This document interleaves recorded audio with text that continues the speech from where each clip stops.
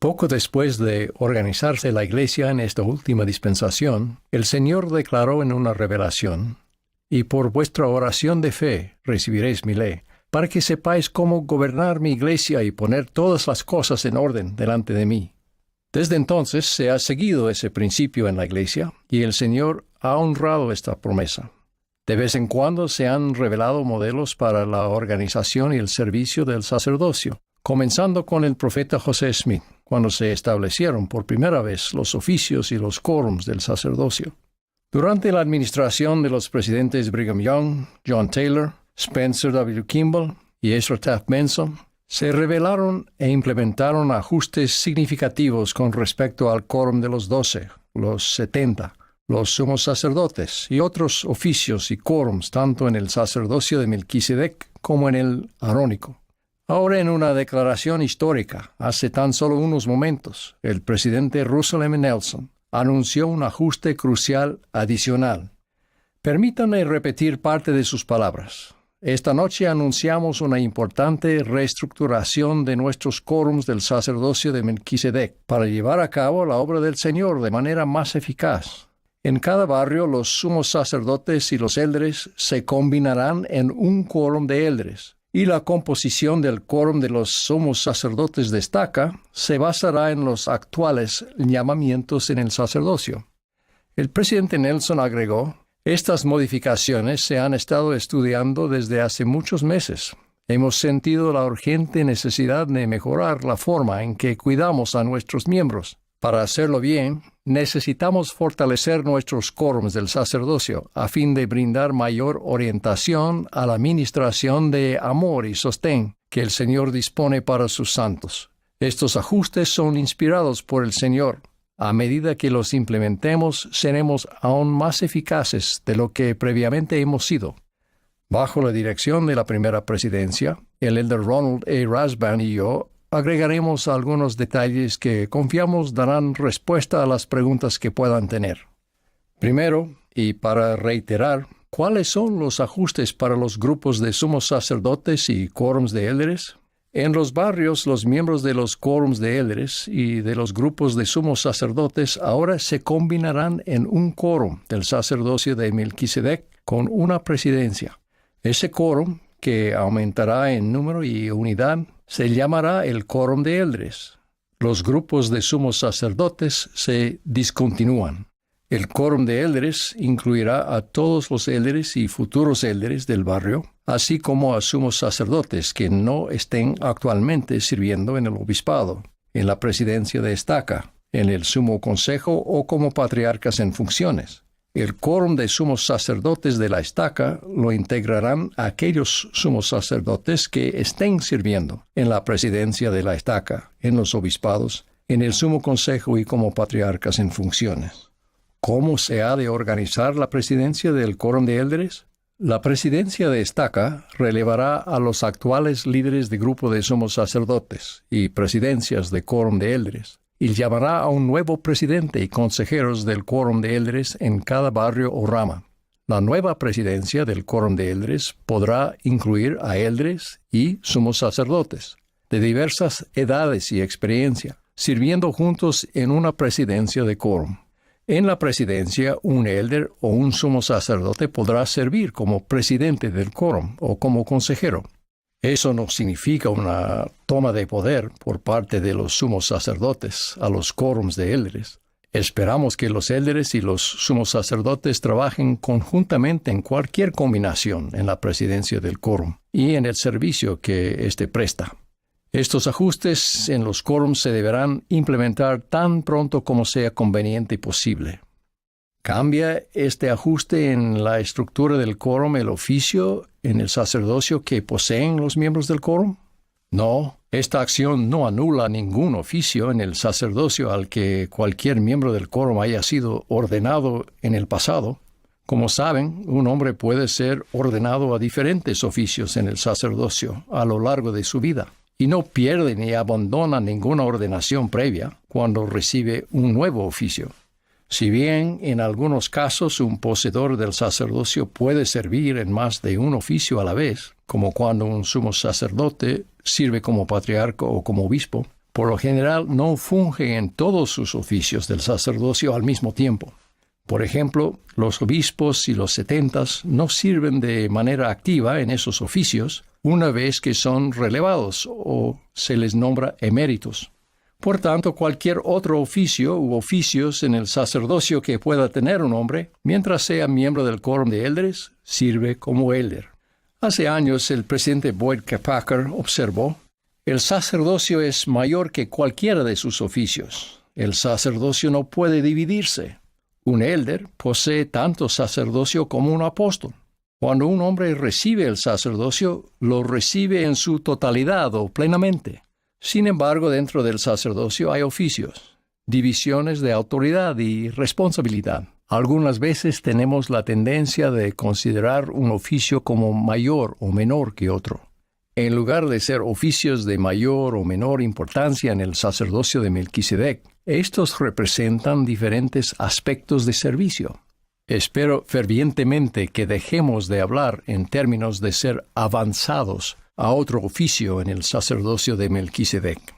Los élderes seguirán siendo ordenados sumos sacerdotes cuando se les llame a formar parte de una presidencia de estaca, un sumo consejo o un obispado, o en otras ocasiones, según lo determine el presidente de estaca, mediante devota consideración e inspiración. Cuando se terminen sus periodos de servicio en una presidencia de estaca, un sumo consejo u obispado, los sumos sacerdotes volverán a integrarse al quórum de élderes de su barrio. ¿Quién dirige la obra del presidente del quórum de élderes? El presidente de estaca preside el sacerdocio de Melquisedec en su estaca. Por tanto, el presidente del quórum de élderes responde directamente al presidente de estaca, quien proporciona capacitación y orientación de parte de la presidencia de estaca y por medio del sumo consejo. El obispo, como sumo sacerdote presidente del barrio, también se reúne con regularidad con el presidente del quórum de élderes. El obispo delibera en consejo con él y le brinda la debida orientación en cuanto a la mejor manera de servir y bendecir a los miembros del barrio, trabajando en armonía con todas las organizaciones del barrio. ¿Cuáles son los propósitos de ajustes en los quórums del sacerdocio de Melquisedec? El tener un quórum del sacerdocio de Melquisedec en un barrio unifica a los poseedores del sacerdocio para llevar a cabo todos los aspectos de la obra de salvación, incluida la obra del templo y de historia familiar, que previamente coordinaban los grupos de sumos sacerdotes. Permite que los miembros del quórum, de todas las edades, procedencias y diferentes etapas de la vida, se beneficien los unos de los otros de sus perspectivas y experiencias. También brinda oportunidades adicionales para que los poseedores del sacerdocio con experiencia sirvan de mentores para los demás, entre ellos futuros élderes, miembros nuevos, jóvenes adultos y aquellos que se vuelven a activar en la iglesia. No puedo expresar adecuadamente lo entusiasmado que estoy de contemplar el papel cada vez más vital que desempeñarán los quórums de élderes en el futuro. La sabiduría, experiencia, capacidad y fortaleza que se verán en esos quórums auguran un nuevo día y un nuevo estándar de servicio del sacerdocio en toda la iglesia. Hace 20 años, en una conferencia general, relaté una historia que había contado el elder Von J. Featherstone de los 70, que considero que merece que se vuelva a repetir. En 1918, el hermano George Goetz era granjero y cultivaba remolacha azucarera en Lehi, Utah. Ese año el invierno empezó temprano y congeló gran parte de su cosecha de remolacha. La siega fue lenta y difícil para el hermano Goetz y su pequeño hijo Francis. Entretanto, una epidemia de gripe se propagaba por todo el lugar. La terrible enfermedad ya había truncado la vida de un hijo de George, Charles, y de 3 hijitos de este, 2 niñitas y un varón. En el transcurso de solo 6 días, el apesadumbrado George Goetz había hecho 3 viajes a Ogden, Utah, con el fin de llevar los cuerpos para sepultarlos. Al final de ese espantoso periodo, Jorge y Francis Goetz tomaron su carromato y se dirigieron al campo de remolachas. En el camino se cruzaron con muchas carretas conducidas por granjeros vecinos cargadas de remolachas que se dirigían a la fábrica azucarera. Al encontrarse, cada uno de los conductores los saludaba con la mano y le decía: «¿Qué tal, tío George? Lo lamento mucho, George. Qué pena, George. Aquí estamos tus amigos, George».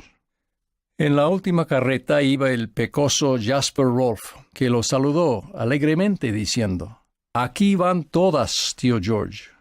El hermano Gott se volvió hacia Francis y comentó: «Ojalá fueran todas las nuestras». Al llegar a la entrada de la granja, Francis bajó de un brinco y abrió el portón para que su padre entrara en el campo con el carromato.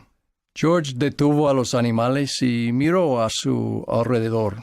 No había una sola remolacha en todo el campo. Entonces se dio cuenta de lo que Jasper Rolfe había querido decir con sus palabras: «Aquí van todas, tío George». El hermano Gotts bajó de su carromato, recogió un puñado de la fértil tierra oscura que tanto amaba y otro de tallos, y contempló un momento esos símbolos de su labor sin poder creerlo.